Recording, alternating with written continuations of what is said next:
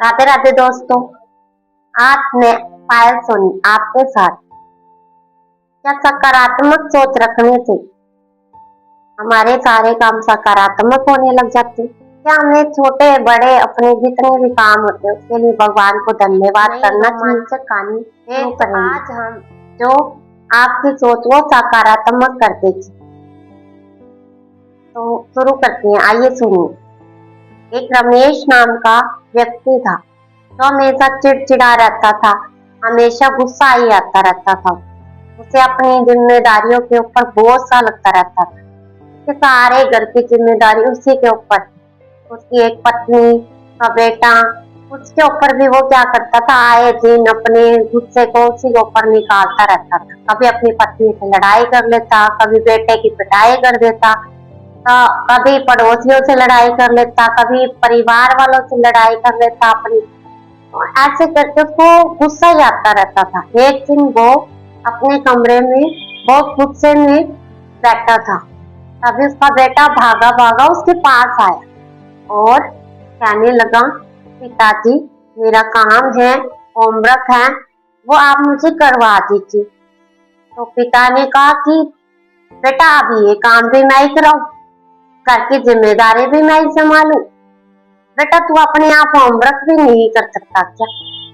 तो गुस्सा करके अपने बेटे को वो जाने के लिए कहते, उसका बेटा जाकर अपने कमरे में होमवर्क करने लगा।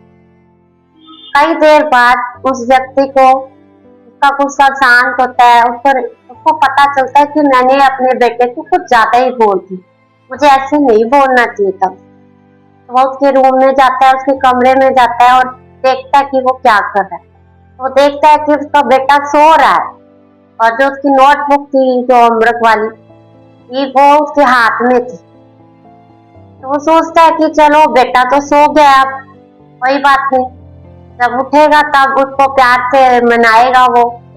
तब तो वो उसके पास जाता है और होमवर्क की कॉपी रखने लग जाता है। जैसे ही वो होमवर्क की कॉपी को बंद करने लगता है तो उसकी नजर उस होमवर्क वाले काम पर जाती है जो उसको मिला होता है। उसमें लिखा होता है कि हमारी ऐसी कौन सी चीज है जो हमें दुख भी देती है और बाद में अच्छी भी लगती है, उन चीजों के बारे में लिखो। तो एक प्यारा सा लिखना होता है। लगभग उसके बेटे ने सारा काम पूरा कर लिया होता है। तो वो सोचता है कि देखते हैं क्या लिखा है बेटे ने। तो पढ़ना स्टार्ट करता है। जैसे पढ़ता है फिर तो पहली लाइन में लिखा होता है कि हमारे एग्जाम, हमारी परीक्षाएं जो हमें आती हैं पर अच्छी नहीं लगती, लेकिन बाद में जब उसका रिजल्ट आता है, परिणाम आता है और छुट्टियां पड़ती हैं तो बहुत अच्छी लगती हैं हमें। और दूसरी लाइन में लिखा होता है दवाई, जो कड़वी दवाई होती है वो हमें पहले खाने में अच्छी नहीं लगती, लेकिन धीरे धीरे जैसे जैसे हम उसको खाते हैं हमारा रोग ठीक होता है तो हम क्या करते हैं, हमें वो अच्छी लगने लगती है। तीसरी लाइन जो लिखी थी उसे पढ़कर तो रमेश की आंखों में आंसू आ गए। तीसरी लाइन में लिखा था पिता की डांट जो अच्छी नहीं लगती, लेकिन पिता पिता हमारे लिए टॉफी लाते हैं, चॉकलेट लाते हैं, हमें घुमाने लेके जाते हैं और हमें प्यार भी करते हैं, हमारी सारी जरूरतों को पूरा करते हैं। और लास्ट लाइन में लिखा कि मेरे दोस्त सोहन की के पिता की डेथ हो गई है, उसकी मृत्यु हो गई है, उसके पिता नहीं है, इसलिए मेरे पिता है, ये मेरे लिए धन्यवाद करता हूँ मैं भगवान का कि भगवान ने मुझे पिता दी। ये लाइन पढ़कर तो रमेश की आंखों में झरझर आंसू बहने लगे और रोने लगा और सोचने लगा कि मेरे साथ भी तो यही हो रहा है। वो धीरे धीरे उसने भी यही सोचा कि उसकी सोच गई कि मेरे पास एक घर है, उस घर के लिए मैं कमाता हूँ, मेरे पास जिम्मेदारी है, लोगों के पास तो घर है भी नहीं, तो मुझे तो धन्यवाद करना चाहिए भगवान का कि मेरे पास एक घर तो है जिसके लिए मैं कमाता हूँ। दूसरी बात उसने ये सोची कि मेरे पास परिवार है जो मेरे सुख दुख के लिए खड़ा रहता है, उनकी जिम्मेदारी उठाने का जो भी मुझे मिला है भगवान की उससे शुक्रिया अदा करना चाहिए। तीसरा मैंने सोचा कि मेरे यहाँ पर परिवार वाले आते हैं, यानी कि रिश्तेदार आते जाते रहते हैं, वो क्या है, मेरे समाज का हिस्सा बनाते हैं मुझे। मैं समाज में एक अच्छा नागरिक हूँ, ये मुझे पता चलता है, इससे मुझे धन्यवाद करना चाहिए।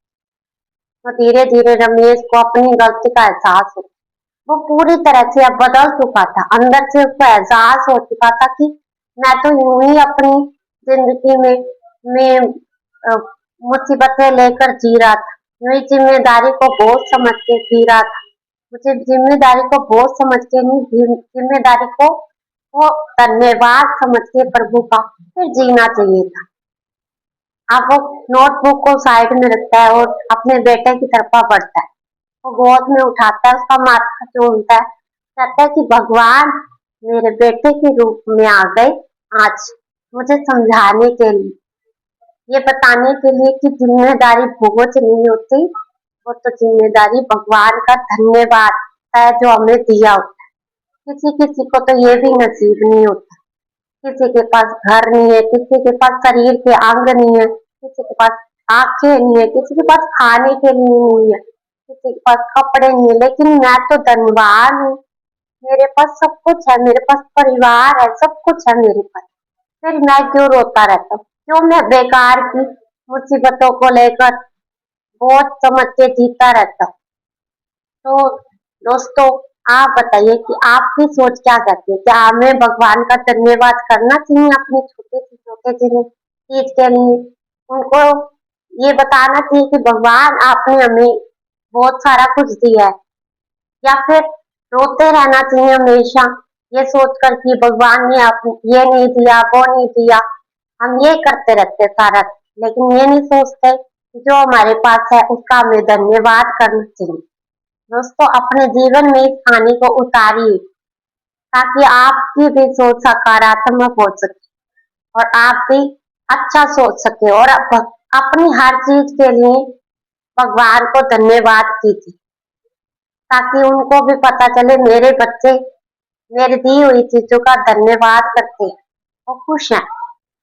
हमारी इन गलतियों के कारण भगवान भी क्या होते हैं, दुखी होते हैं। वो ये सोचते हैं कि मैंने इस मानव को धरती पे सब कुछ दिया, लेकिन ये तो हमेशा रोता ही रहता है। इसलिए भगवान का हमें धन्यवाद करना चाहिए और अपनी सोच को सकारात्मक बनाना चाहिए, ना कि नकारात्मक बनाना चाहिए। तो राधे राधे दोस्तों।